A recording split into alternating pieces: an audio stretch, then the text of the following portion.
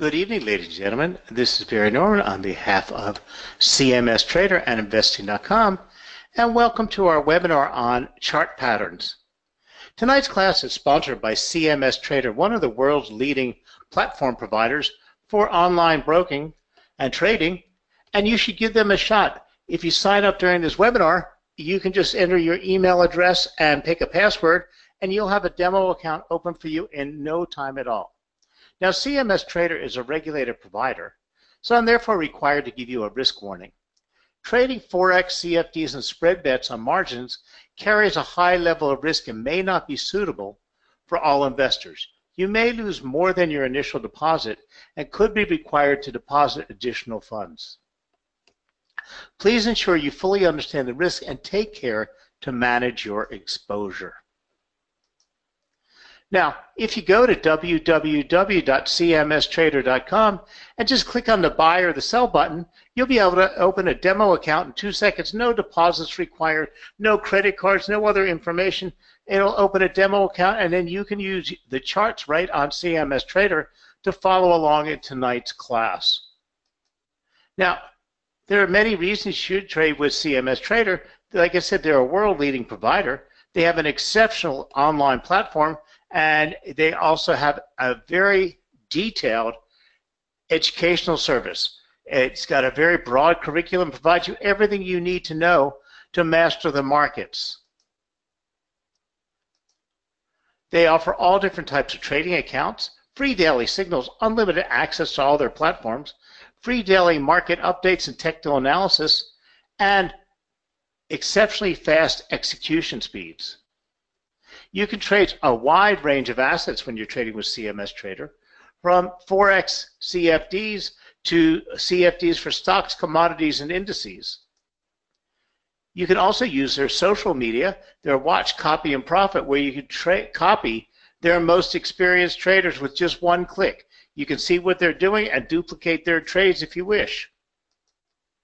And you can also take part in their independent trader class, where they'll train you and teach you how to become an independent trader with video tutorials for beginners and professionals, one-on-one sessions with financial experts, and a full range of ebooks. Now, tonight's class is being recorded. If you wish to see a recorded copy of this webinar in about 24 hours after tonight's class, you can go to www.investing.com, where you register for the webinar, and look under the Education tab and locate Webinars on Demand. And in fact, there you can see all the classes that are offered and all the recorded versions. So let's get started talking about chart patterns and interpretations. Now, anything you do on a chart falls into the area of technical analysis. And technical analysis refers to the study of the financial markets based on price movement. It uses the assumption that the price of a share or an asset reflects all the information about that asset, including market sentiment as well as perceived value. Charting refers to technical analysis that is performed through careful inspection of price data for identification of well-known patterns that emerge in price movements. For example, head and shoulders, channels, triangles, and wedges. These patterns appear in the price movement of on charts showing price movement. Now, these patterns come from actually the psychological makeup of traders. Because remember, price moves, but it's the traders who are forcing price to move, and it's the psychology behind that of how traders are reacting to whatever stimuli they see. When these particular patterns develop in price movement, they will help you determine where to enter a market, where to exit a market, how big the momentum of the breakout should be, and will tell you exactly what is going on. Now, chart patterns are well documented in technical analysis literature, and they are based on psychological phenomena that occurs between buyers and sellers of financial instruments in liquid markets. Pattern formations do not form a trading system, but rather provide an indication a future trend of a price as it breaks key psychological barriers in the form of support and resistance lines.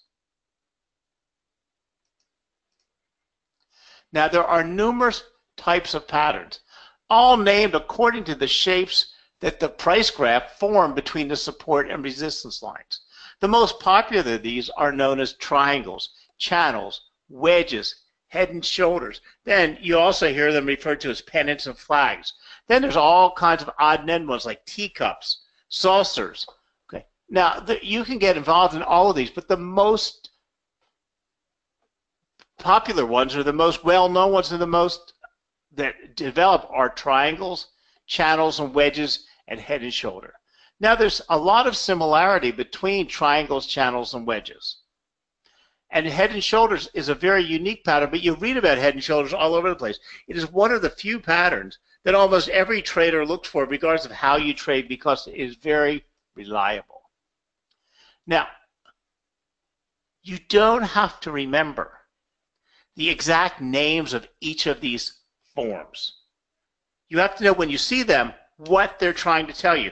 You don't have to remember what the difference is between a symmetrical triangle and an ascending triangle and a descending triangle. You just have to remember when you see the formation, what it is and what the price is trying to tell you.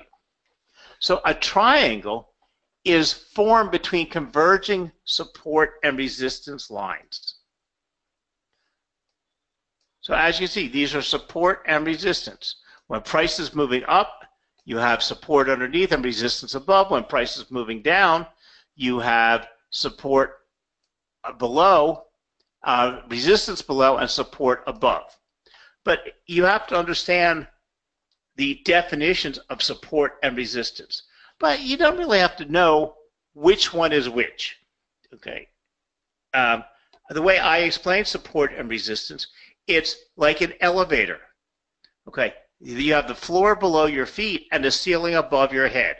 When you're moving up in the elevator, you have to break through that ceiling, so it is your resistance and support the floor below your feet. If the elevator was moving down, you have to do the exact reverse. So the floor becomes your resistance because you have to keep jumping through that harder and harder on that floor to move down. When you go through that floor, it becomes the ceiling above your head. So a triangle is formed between converging support and resistance lines. A negative sloping resistance line indicates a reducing level of profit taking or more uncertainty about the value of an asset. With a positive sloping support line, prices are squeezed into a corner. And this is what it's all about. When you see, I'm just trying to get my markings off of here. When you see price, when you see a triangle forming and you see price moving into this corner, what's happening is you're building up pent-up demand. Okay. The buyers and the sellers at this point are not sure what to do. So they've been easing back off of whatever is happening. So you start to see the support and resistance lines converge as price gets smaller and smaller and gets stuck in the center of this triangle. As it approaches the center or squeezed into the corner, okay, it's going to react one of two ways. It can break up or it can break down, but it's going to break out. So once the support is broken, pressure that is built up as a result of the uncertainty is released, and a certain amount of momentum is added to the price change in the direction of the breakout. So if price breaks out upward, we can calculate, and we're going to go to these simple calculations and figure out what the momentum that breakout will carry that asset to. And these patterns will help you decide where to put your stop loss, where to enter the market, and how much you expect your target price to be. Because you have to do calculations based on your support, based on your risk management and money management. But first you have to understand and be able to recognize these on charts. Because if you look at them drawn over here, on the first right here, they look easy. You say, I can find those. They're easy to see patterns. Okay. Because whenever you're doing a drawing or sketch, it's easy to see. But when the markets are actually moving and you're looking at moving price charts, they're a little bit harder to notice. So there are specific variations of a triangle that can occur, namely ascending and descending triangles. An ascending triangle has a horizontal resistance line, and a descending triangle has a horizontal support line. An ascending triangle usually occurs as a continuation of a bullish pattern, while a descending triangle usually occurs as a continuation of a bearish triangle. So again, when we connect, and these are not trend lines, these are support lines. We get these support lines, or we draw these lines by connecting swing lows and swing highs. So if you notice here, we've drawn this line out connecting the swing low and the swing low and projected it out in the future. Here we're getting the swing highs and drawing this line into the present. And here we've got the corner, and here we had a breakout. Again, here we have the swing highs and the swing lows, and we have our support and resistance line. And when price, in this case, price is still moving in that triangle, we would hope it to break out to here or there. In a descending triangle, price is moving down, and in an ascending triangle, price is usually moving up. Now, this is not a firm rule because it can develop in an uptrend. You can actually develop a descending triangle because you can have points of consolidation or points of retracement. But on the whole, in an upward moving market, you'll have an ascending triangle, and a down moving market, you will have a descending triangle. But again, seeing these and finding them in your charts is what is a skill. Now, how would you use these triangles to trade? It is important to note that an ascending triangle can also be found in a downtrend, which I just noted. So the combination of the name of the triangle and the market trend is kind of deceiving, but it's very rare that you'll find the opposite. Okay. Thus, the financial asset needs to test the resistance line twice, as I showed you when we were drawing the support and resistance line. You take the swing lows, you need two of them, and swing highs to figure out where they're going. Now, there is one final step you have to look at before you can combine it into your trading, because we need to see momentum. And the only way we're going to get momentum is if we're getting the traders into the market. So we come to what's called volume. Volume is the number of shares or contracts being traded. Volume is placed on the bottom of your chart by just clicking a button. And I'll show you all this in live charts in a minute. But when in an ascending triangle, volume usually contracts. Although there are a few times in cases where volume has not contracted. This has to be significant because we needed to see where the traders are leaving the market. As we get closer and closer to that triangle, they're leaving the market, and that's why volume is declining, okay? Because they're just not sure. So when it breaks out, it means they've all finally made a decision. Now, we can project the momentum based on the width of the move of the triangle, or the base of the triangle. And we would expect it to move in equidistance when it breaks out, if it breaks out upward or it breaks out downward. So therefore, we can use this to project. And I'll give you some easy to use formulas in a second. But this will be where we would project our target price. If it breaks out, this is how we would project our target, because you have to use your risk management factors like the 3-to-1 risk-reward ratio to even decide if you want to trade it. Okay. The bigger the base of the triangle, the more momentum it's going to have to break out. Now, before we go on to the formulas, let's talk about the other shapes, because they're all pretty much the same. Triangles are the most common.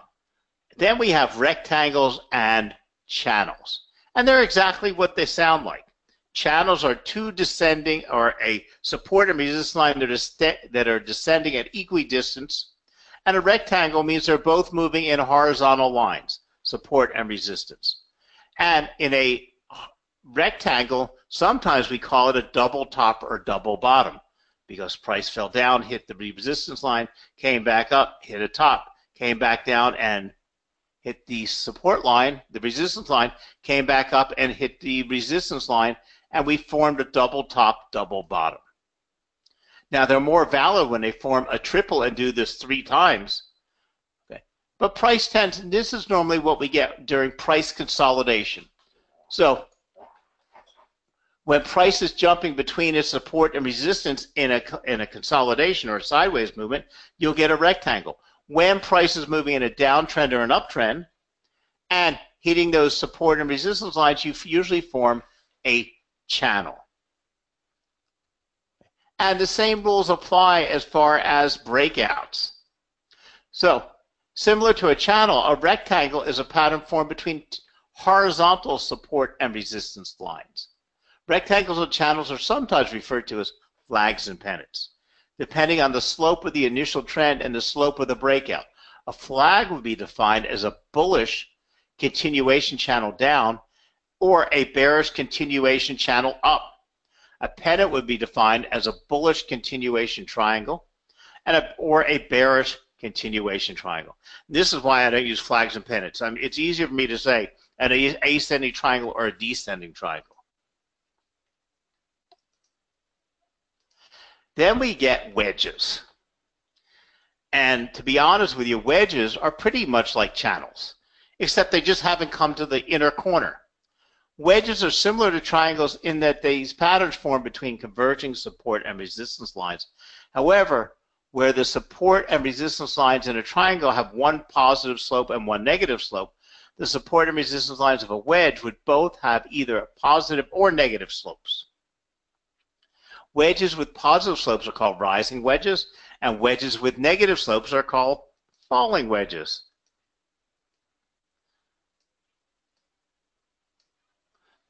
Now, you don't have to remember all the finite names and definitions of all these. You have to know how to recognize them and what they're trying to tell you when you see them. So the most common wedges are found as breakouts in the opposite direction of the wedge. There is a bearish breakout in a rising wedge and a bullish breakout in a falling wedge. So in other words, when we have a falling wedge, like we do here, we would expect the breakout to be the opposite direction. When we have a rising wedge, which usually occurs in an uptrend, we're expecting the breakout to be in the negative or a bearish movement against the current trend.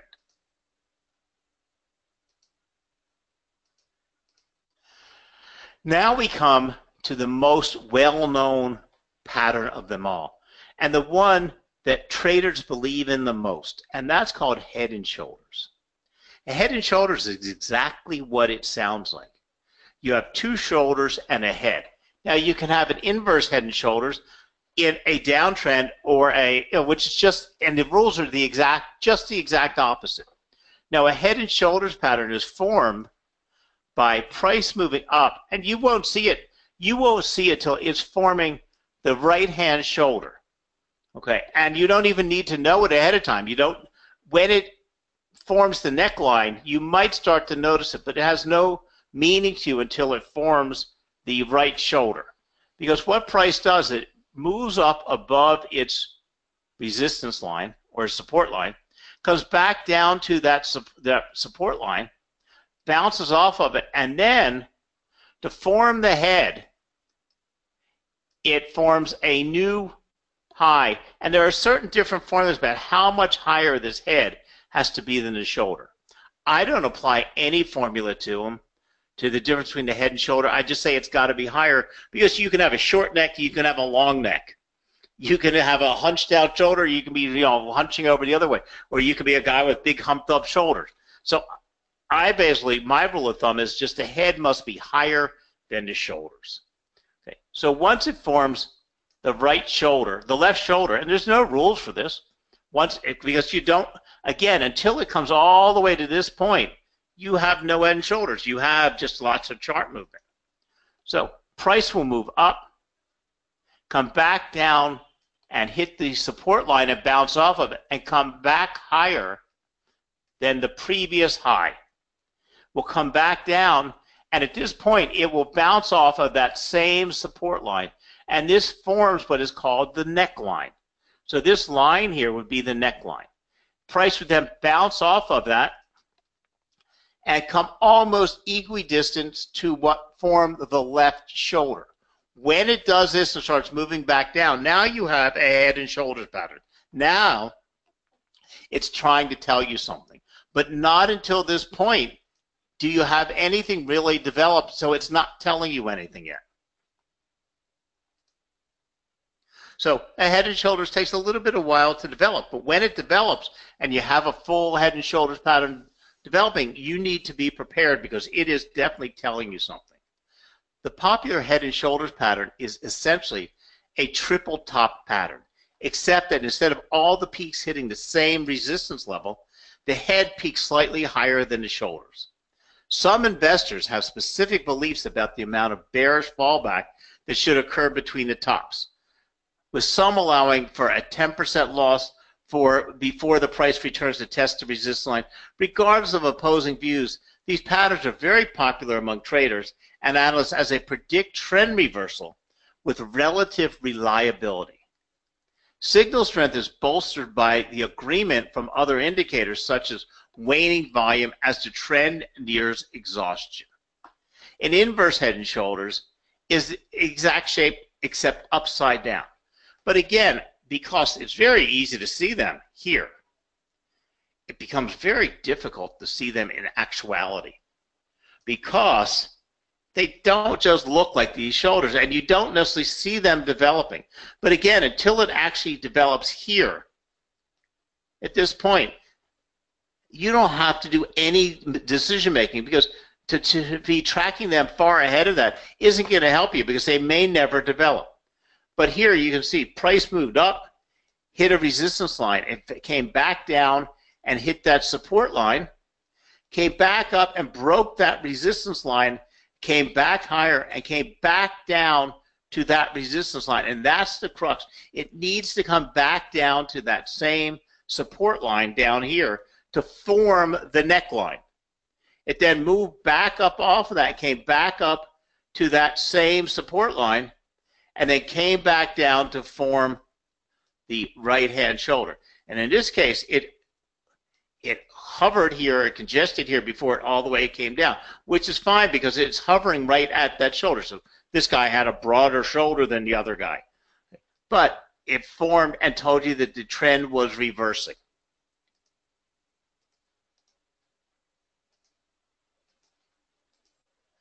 So head and shoulders indicates both the end of the trend and the possible change in the direction of an asset.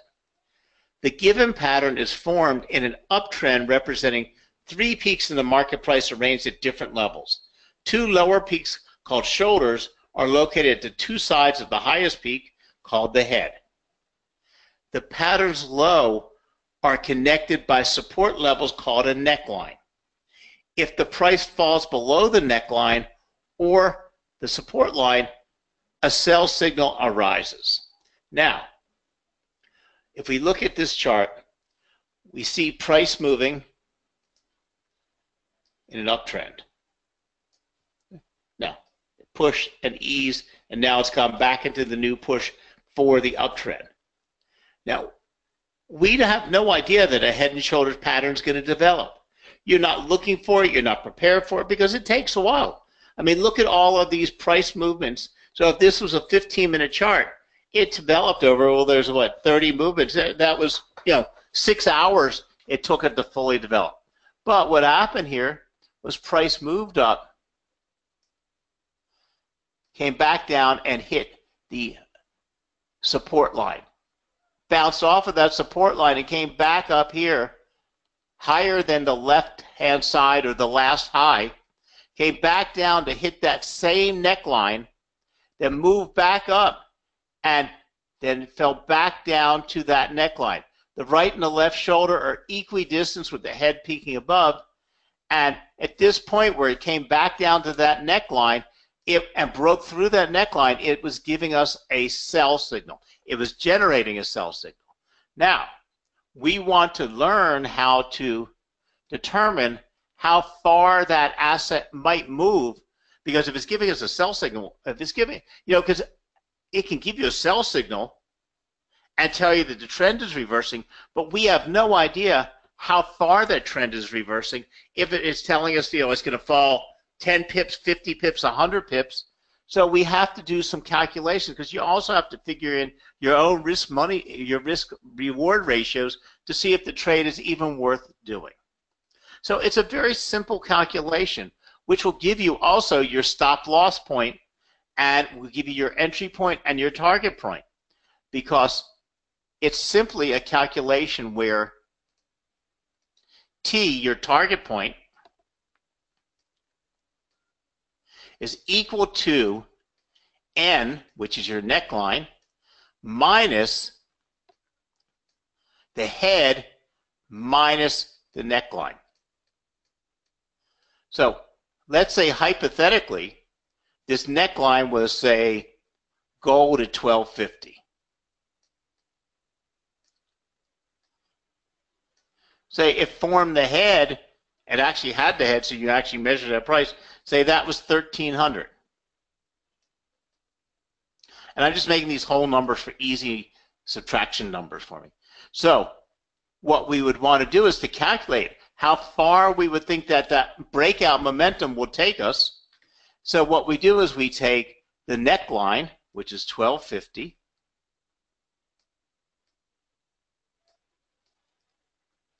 minus the head, which is 1300, hold on, which is 1300. Sorry, it's not easy to write on the screen. Minus the neckline, which is 1250. So we have 1300 minus 1250, which is 50. So we have 1250 minus 50 gives us 1200. So that's telling us this target price would be $1,200 for gold. So if we were to enter here when it broke the neckline, we would enter somewhere about, say, 1245, okay, and we would be expecting to exit the market about 1200. We could also set our stop loss at our head minus our neckline, or our head point, and you would set your stop loss at 1300. So you have an entry point, a take profit point, a stop loss point, and then you have to do your own risk reward calculation to see if that's worth risking your money to make that trade, if it would be profitable enough for you. And inverse head and shoulders is the exact same thing, just flipped upside down. So then we have the all-important multiple tops and multiple bottoms. Multiple tops and bottoms look like what? Like a rectangle. A multiple top chart pattern occurs in an ongoing uptrend and indicates the trend is nearing exhaustion. If a security repeatedly has difficulty surpassing a certain point, a multiple top pattern has formed. Now, we have double tops and double bottoms. Very easy. Price moved up through the support line, hit the next resistance line, couldn't break off it, fell back down to support, moved back up to the resistance line, fell back off of it. Now, double tops and double bottoms occur all the time. I pay no attention to them. They're not significant enough to me to make it worth my time and my effort to find these, because to do all your charting and look for these patterns, I only want to find patterns that are going to give me some type of definite information. But we can take it one step farther and go to triple tops and triple bottoms, which for me are ultimately important, because when you have the 3 points instead of 2, you're getting some information. So a triple top or a triple bottom is just one more bounce within those support and resistance lines. So a triple top and triple bottom are reversal patterns that touch either the support or resistance line 3 times before reversing their trend. This is a stronger indicator of a trend change than a double top or double bottom. Look for a strong initial trend and a significant breakout in order to confirm a reversal. So again, notice them in actuality are hard to find. But once you do find them, and they take a while to form a triple top, it takes a lot of periods to form that whole thing. So you have ample time to spot it. Again, the calculation is pretty easy. Here it is. The target is S minus H. The support line, okay, minus the height of the pattern. Okay. The height of the pattern is the difference price between the support and the resistance. So if you take the support line less this difference, that will give you your target price. Or just reverse it for the opposite direction, whether it's a triple top or a triple bottom. So a triple bottom is just the exact opposite. It is resistance plus the height of the pattern, and it would give you a buy signal when it broke that resistance after the triple bottom and move back up. It would give you a buy signal. But you always have to, now all of this sounds pretty easy. And it says, well, hey, I see that, I can buy this, I can trade it. Well, there aren't any hard, fast rules, and that's the problem. You have to practice these to get a handle on how valid or the quality of the signal that is being generated. And you do that by understanding price trends, not trend lines, but price trends. Remember, price doesn't move in a straight line. It moves in pushes and thrusts, push and thrust, push and thrust.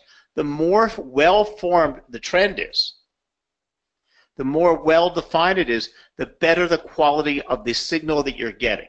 If you see a triangle or a rectangle or a head and shoulder in a well-developed trend, okay, it's a more valid signal. If you have a weak trend, you know, price can be moving up slowly and bouncing all around, but not making any clear headway or a clear trend. You know, when you can't actually see that, you can see price moving up, but you really can't see a trend. And we're not talking about sideways movement. It's just kind of price is moving up, but you just see it all over the place. You have a weak trend, so the formation of the pattern isn't the same quality. Now, the pattern is said to have broken out once it has crossed either the support or the resistance line. If the pattern broke out in the same direction as the preceding trend, it is called a continuation pattern. Kind of makes sense. It's continuing the direction it went. If the breakout is in the opposite direction, it's called a reversal pattern. For example, a pattern described as a bullish reversal triangle would mean that it is a bullish signal. That is, the breakout was through the resistance line upward. Because it is a reversal pattern, means the preceding trend was in the opposite direction as the breakout. That means it was coming out of the trend that was bearish. Okay. Now, the chart that I'm giving, that you're looking at now, I didn't make up. Okay, and you can just do a search on the internet for chart patterns. These are the standard patterns and the standard formulas of how to calculate and where to place your stop loss, your entry point, and your target point for calculating each one of the patterns as they develop. And as you can see, it's pretty simple. They're not very complicated trends. It's usually the difference between the width of the movement and where the breakout occurs. Now, let's go over and let's look at some live charts. Now you've learned, you know, or you listen to me talk a lot. Let's actually see this in real live charts. Now, what we're looking at, and the assets we're looking at are unimportant. These are live charts with current market prices. So right now we're looking at a pair of Litecoin versus Bitcoin. But here is a beautiful triangle formation. And you can actually see the example of the triangle up above. And then you can see how prices move right into that triangle. And right now, prices moved into that center. And we're then expecting that breakout, or hoping that breakout, to move up, and where we would expect our target point to be. Okay. Here, we have another beautiful triangle. And this is a perfectly symmetrical triangle. And we have price. This has happened earlier today, just a little while ago. But we have price moving right up into the center of this triangle. And we had set a target if it broke up of 88.73.4, and if it broke down to 08.7561, and when it broke out and it broke down,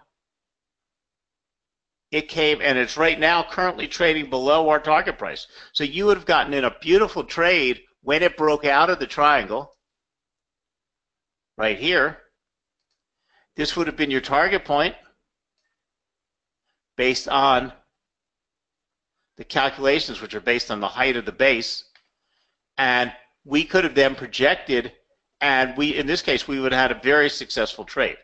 Now, if you learn how to set up good orders on the CMS platform, which you could do things like OCOs, one cancels the other.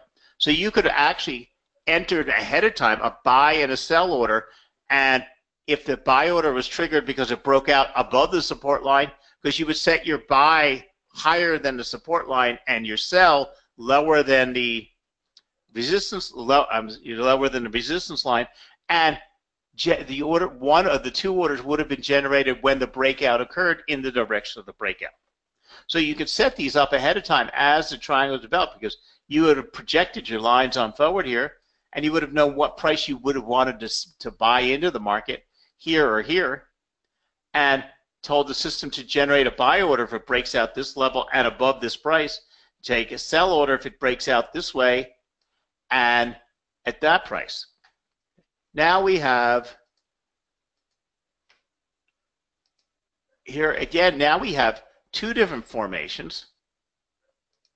We have an ascending triangle, and look at it, we have a horizontal resistance line and a vertical support line. We also have something called a cup and a handle. And cup and handle is supposed to denote like a teacup with the handle to the teacup. It's not one of the patterns I use, but here you have a perfectly beautiful an ascending triangle. And here we're projecting a breakout going upward. And let's get the indicator off the bottom here. Let's add volume on here.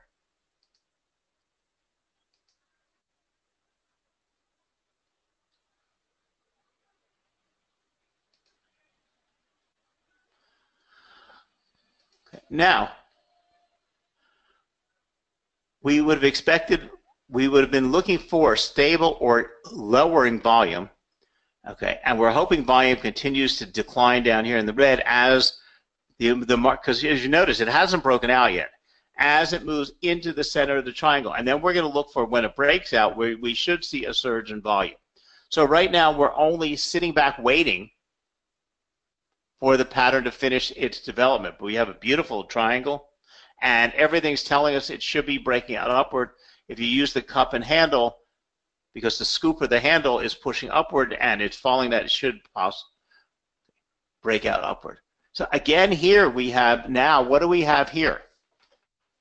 We have a wedge, and as you can see here, the wedge, it broke out of the wedge, so we had a breakout. Now, these prices were what projections were prior to the breakout. Okay, so these have been on here. When it broke out upward, where you see the dotted line, we were expecting the pound Australian dollar to climb to 178.561. It actually broke out and continued above that, but that's where we would have set our goal based on the height of the base of the triangle and the formulas we did. And if it broke out, we were expecting it here. If it broke upward, we were expecting it here. Here in this case, it broke upward, and we would have generated a very successful trade. But this is how you would incorporate. This is how you would incorporate any of these shapes into your trading decisions. Now, again, you need to have other pieces of information. Okay, chart patterns are not a trading system. Okay, they are trading information.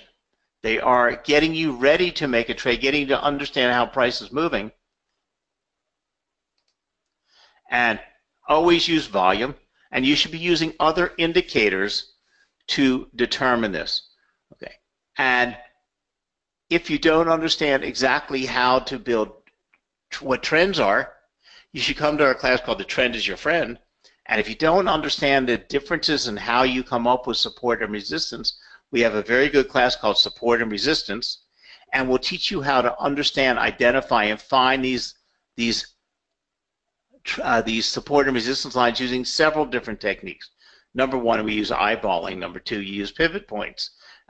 You can use Fibonacci levels and to develop these support and resistance levels. In this case, for trend recognition, we're using swing highs and swing lows to draw the triangle. So in other words, we were able to find this swing low here and project it forward with another swing low here and push it. It's almost like trend lines, but support and resistance lines don't have the same rules as trend lines, because a trend line needs a third touch to be validated. You don't need that for support and resistance line, and a trend line is over the minute it's broken, where support and resistance are not over the minute they're broken. Okay, they have support and resistance lines stay valid for a much longer time. So here we find that here we took the swing high and projected it forward, and we didn't have, and then we had the second swing high here, so we were able to draw that line projecting it forward, and that's how we were able to project our support and resistance lines. But finding these or noticing these on a chart, now if you notice on this pound Australian dollar, it's pretty easy to see it. Okay, when we saw it on the Zcash coin, it's not so clear. Once you draw your lines on there, it was pretty easy to see, but it isn't so clear. When we come to the euro pound, here it was beautifully easy to see and to draw your lines and notice. Here, if you would have been doing some other chart recognition, you would have seen this. But here you would have taken your swing high and your next swing high, and you could have drawn that line forward. Here you would have had your swing lows, and it formed an easy to see triangle. But again, because these don't move that fast, they take a while to generate.